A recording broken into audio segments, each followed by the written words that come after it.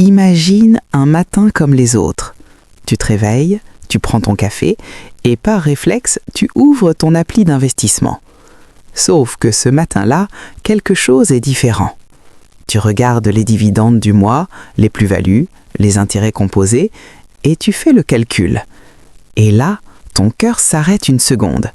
Ce mois-ci, ton portefeuille a généré plus d'argent que ton salaire. Pas ton salaire du jour, ton salaire du mois. Ton argent a travaillé plus dur que toi, pendant que tu dormais, pendant que tu regardais Netflix, pendant que tu te plaignais de ton boss, ton capital était là, en train de générer de la richesse. C'est pas un rêve, c'est pas réservé aux millionnaires nés avec une cuillère en argent dans la bouche. C'est un moment précis, calculable, prévisible. Et aujourd'hui, je vais te montrer exactement comment y arriver. Je m'appelle Mick et je passe beaucoup trop de temps à réfléchir au moment exact où l'argent commence à travailler plus dur que nous. Si t'es quelqu'un qui bosse 40, 50, peut-être 60 heures par semaine, qui économise consciencieusement, mais qui a cette petite voix dans la tête qui demande « Mais quand est-ce que ça va enfin payer ?» Assure-toi de t'abonner à la chaîne et de liker cette vidéo si ça t'aide. Parce que ce qu'on va voir aujourd'hui, c'est littéralement le moment le plus transformateur de ta vie financière. Le jour où tes investissements battent ton salaire, c'est pas juste une étape comptable, c'est le jour où ta relation avec l'argent, le travail et la liberté changent pour toujours. Le mythe du salaire. Voilà le truc, on nous a tous vendu le même mensonge depuis qu'on est gamin. Travaille dur, obtiens de bonnes notes, décroche un bon boulot et tu seras financièrement en sécurité. Et écoute, je comprends pourquoi ce message existe. C'était peut-être vrai pour nos grands-parents, mais voilà la réalité brutale de 2024. Selon l'INSEE, le salaire médian en France est d'environ 2100 € net par mois. Et l'inflation cumulée des 20 dernières années, environ 35%. Les salaires ont suivi? Pas vraiment. Pendant ce temps, le CAC 40 a fait quoi ? Une progression moyenne de 7 à 8% par an sur le long terme. L'immobilier locatif, dans certaines zones, pareil. Tu vois où je veux en venir ? Le problème, c'est pas que tu travailles pas assez. Le problème, c'est que tu échanges ton temps contre de l'argent, alors que les riches échangent leur argent contre plus d'argent. Et maintenant, tu te dis peut-être « Oui, Mick, mais moi, j'ai pas d'argent à investir. Je survis à peine. » J'entends ça tout le temps. Et voilà ce que la plupart des gens ne réalisent pas. Le point de croisement. Il existe un concept en finance personnelle qu'on appelle le crossover point, le point de croisement. C'est le moment mathématique précis où tes revenus passifs dépassent tes dépenses. Mais moi, je veux parler d'un moment encore plus puissant, quand tes investissements génèrent plus que ton salaire brut. Faisons le calcul ensemble. Disons que tu gagnes 2500 € net par mois. C'est environ 30 000 € par an. Pour que tes investissements génèrent ça passivement, en utilisant la règle des 4%, qui est le taux de retrait sûr calculé par l'étude Trinity, tu aurais besoin de 30 000 divisé par 0,04 égale 750 000 €. 750 000 €. Je sais, ça fait peur, ça semble impossible. Mais attends, voilà où ça devient vraiment intéressant. La magie des intérêts composés.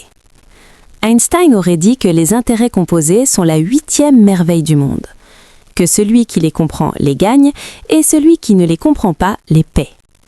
Laisse-moi te montrer pourquoi c'est vrai avec un exemple concret. Prenons 2 personnes, Marie et Thomas. Marie commence à investir à 25 ans.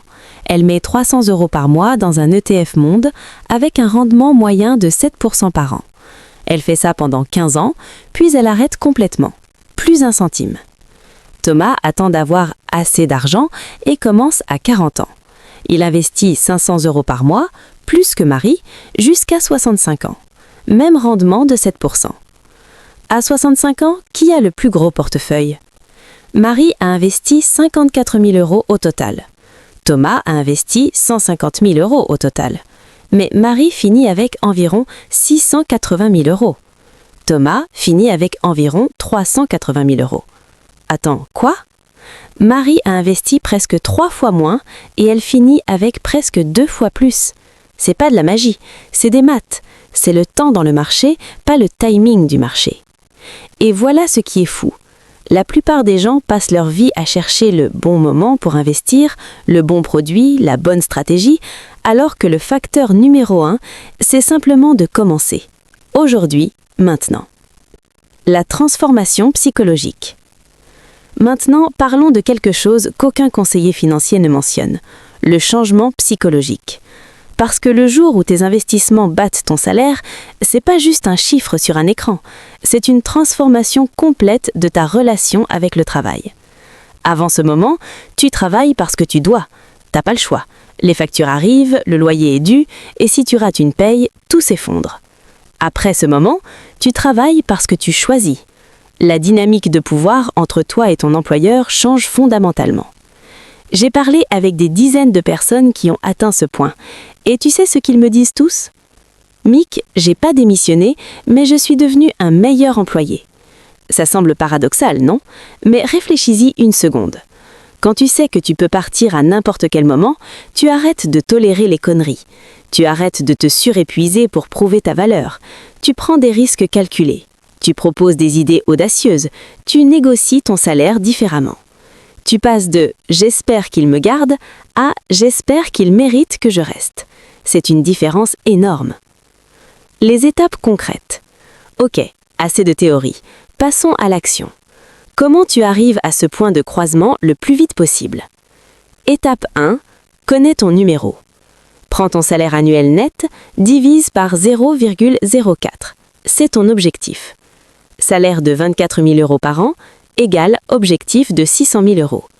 Salaire de 36 000 € par an égale objectif de 900 000 €. Salaire de 48 000 € par an égale objectif de 1 200 000 €. Écris ce numéro, affiche-le quelque part. C'est ta destination. Étape 2. Augmente l'écart. La vraie formule de la richesse, c'est pas tes revenus. C'est l'écart entre tes revenus et tes dépenses multiplié par le temps. Tu as deux leviers, gagner plus ou dépenser moins. Mais voilà le secret que personne ne te dit. Au-delà d'un certain point, réduire les dépenses a des rendements décroissants. Tu peux pas vivre avec 500 € par mois en France. C'est pas réaliste. Par contre, augmenter tes revenus, il n'y a pas de plafond. Le freelance en parallèle, les compétences à haute valeur, les promotions agressives, les changements d'entreprise stratégiques, changer de boîte 2 ou 3 ans augmente ton salaire de 10 à 20% en moyenne, selon LinkedIn. Étape 3. Automatise tout. Le jour où tu reçois ton salaire, un virement automatique doit partir vers tes comptes d'investissement, avant que tu vois l'argent, avant que tu aies envie de le dépenser. C'est pas une question de discipline, c'est une question de système. Les gens qui réussissent financièrement ne sont pas plus disciplinés que toi. Ils ont juste créé des systèmes qui rendent l'échec difficile et le succès automatique. Étape 4. Choisis l'ennui. Je sais que c'est pas sexy, mais la stratégie d'investissement la plus efficace pour 99% des gens est incroyablement simple. Un ETF monde, type MSCI World ou S&P 500, des versements réguliers, du temps. C'est tout. Pas de crypto, pas de stock picking, pas de timing du marché. Une étude de Dalbar montre que l'investisseur moyen sous-performe le marché de 4 à 5% par an. Pourquoi ? Parce qu'il achète quand ça monte par excitation et vend quand ça baisse par peur. L'ennui est rentable. Les erreurs qui tuent. Maintenant, laisse-moi te parler des 3 erreurs qui empêchent la plupart des gens d'atteindre ce point de croisement. Erreur numéro 1. Attendre le bon moment. Il y a toujours une raison d'attendre. La guerre en Ukraine, l'inflation, les élections, une récession potentielle, le marché qui semble trop haut. Voilà un fait. Si tu avais investi 10 000 € dans le S&P 500 juste avant le crash de 2008, littéralement le pire timing possible, aujourd'hui tu aurais environ 45 000 €. Le temps dans le marché bat le timing du marché, à chaque fois. Erreur numéro 2, l'inflation de style de vie. Tu reçois une augmentation de 200 €. Super! Et qu'est-ce que tu fais? Tu prends un appart plus grand, tu changes de voiture, tu upgrades ton abonnement Netflix. Félicitations, tu viens de transformer une opportunité de liberté en plus de travail nécessaire pour maintenir ton nouveau style de vie. Les riches, ils font quoi quand ils gagnent plus? Ils investissent plus. Leur style de vie reste relativement stable pendant que leur patrimoine explose. Erreur numéro 3, tout miser sur un seul cheval. Mon pote m'a parlé de cette crypto qui va faire 100x.